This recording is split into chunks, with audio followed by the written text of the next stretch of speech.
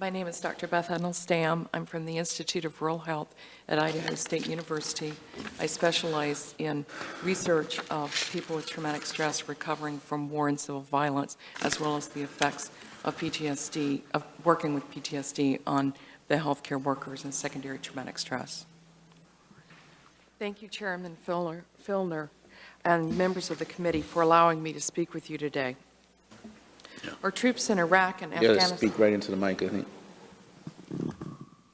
Okay. Thank you. Thank you for microphone help and for asking us to be here. Our troops in Iraq and Afghanistan suffer complex injuries.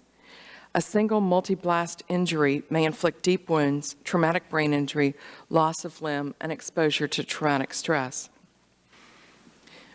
We need to know more about how to treat PTSD when it is comorbid with other combat-induced disabilities. An individual soldier may suffer a staggering number of injuries, and the sheer volume of need is overwhelming our veterans' health care system.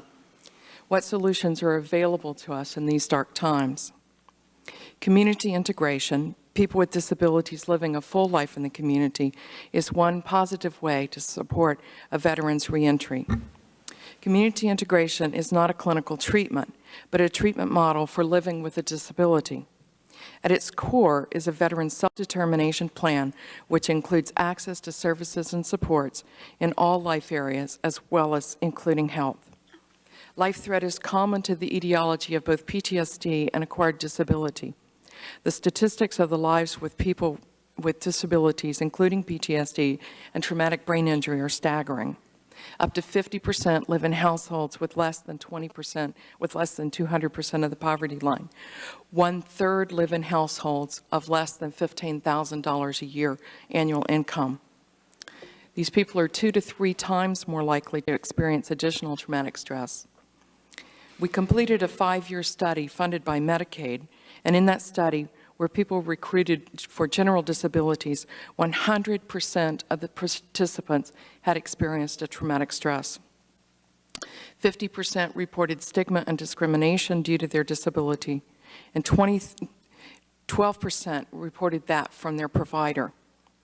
About 50% said that the disability had caused additional health problems, and the family members of people with disabilities are 8 times more likely than the general population to have a disability themselves.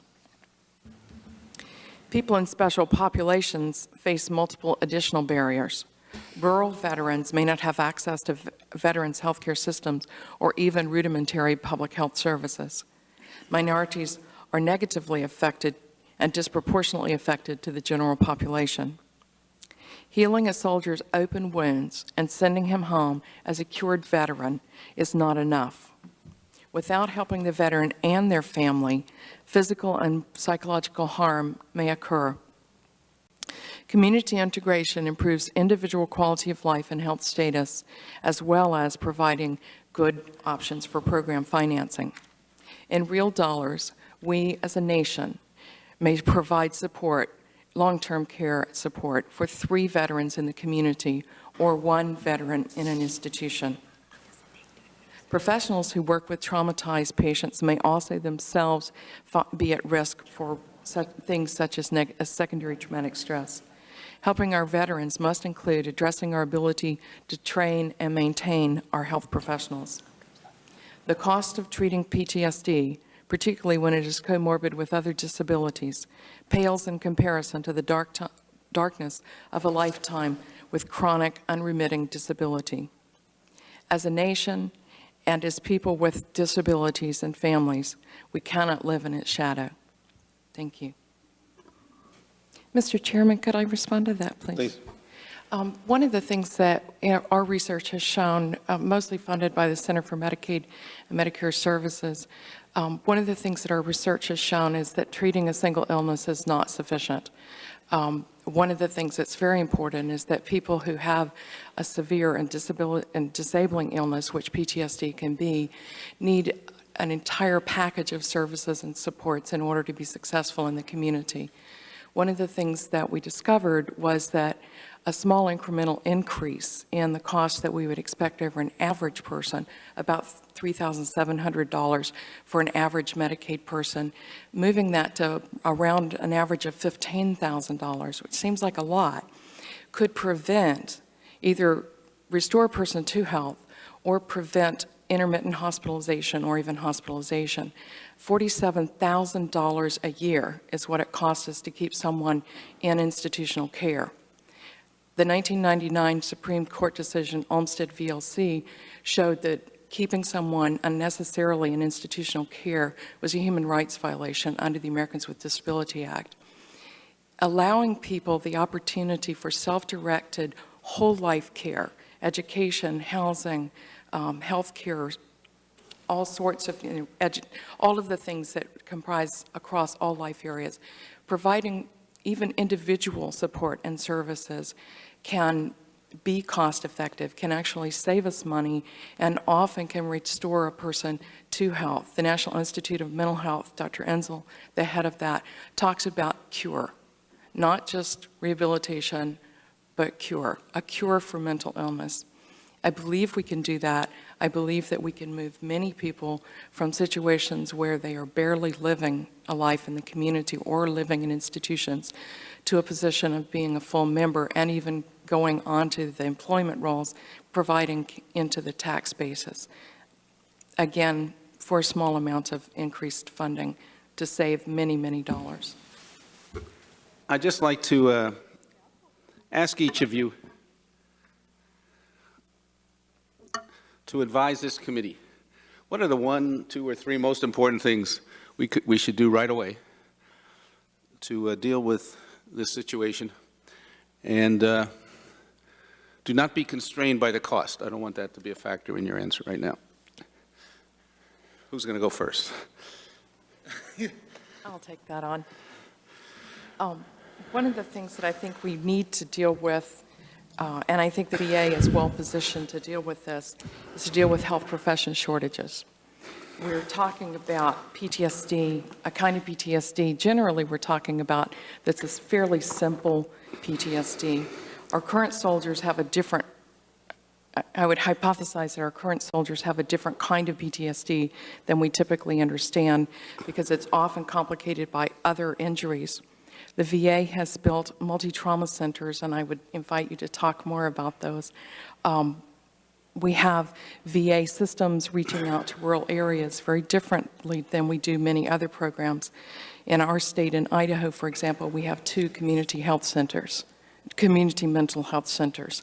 We have many more VA access places. I think that we must deal with the returning time. We must deal with the issues after a person leaves a multi-trauma center, when the PTSD and the recovery from the illnesses and the injuries start to pile up with everyday life. I think we need to provide a kind of services and support that I was speaking of before that is more intensive than what we thought of in order to make the transition back to the community as successful as possible. I mean, we've had in this country, we have a Peace Corps, we have AmeriCorps, so we have a Vet Corps. I mean, how about people who might be retired to come and help in this emergency? Would that? I think that's a very good idea. I actually had an AmeriCorps program and have for 8 years that helps train up people who would to enter into health professions. I think a Veterans Corps would make a lot of sense because we would have people with a great deal of experience and competence that if we were able to support them in a way that they could afford to live. AmeriCorps and Peace Corps provide a living stipend. It is not a salary, it's a stipend, and it's fairly small, but I think that's something that we could do in order to help transition. Yes, anyone else? Yeah, I can provide some, not veteran specific, because as my colleagues noted, those are not readily available at this point. Comorbidity study, which was done in 2004 and included veterans, has established a 6 to 8% lifetime PTSD rate. That means a person at some time during their life has experienced PTSD. The chronic rate, which may be remitting, it may come and go, which is common among veterans, is 4%. And that figure was established both by the comorbidity study and also by the NVVRS, which was a study on the veterans of Vietnam. Among the current war, as you've heard, we have estimates of ranging from 6 to 50%. I think the more realistic ones that I've seen are 6 to 20%, with a higher rate from Iraqi soldiers who have served in Iraq than in Afghanistan. I think that the comment about TBI and the combination of PTSD is really important. I've been sitting down when you came in, but I have a dog under the table. In case you wanted to look under there. I'm a TBI survivor. I had a serious brain injury in 1987, and I had PTSD, and I had no treatment, and I lived in hell, and my family lived in hell. And just telling you about it brings back those kinds of memories that Mr. Malia was talking about, where when you take it off the shelf and look at it, it hurts. I had another brain injury in 2004, which caused significant additional injuries. I have a hearing disorder, I have a balance disorder. I get lost very easily. I can get lost between here and the bathroom, which is good because my husband taught my dog this morning where the bathroom was so I could go and return. I think that these kind of experiences, while I'm not a veteran, I think that these kinds of experiences speak to what the veterans are struggling with. I worked at the National Center for PTSD and also at the Cheyenne, Wyoming VA, and I worked with veterans from the Korean War, World War II. We had one World War I survivor and a number of Vietnam vets, and some from Somalia. It is very, very important that we understand these people from their whole lives, not from a single disorder and not from a diagnosis. These people live in families. Their families know they're suffering. Their families are suffering. It's very important that we have to look at their whole lives.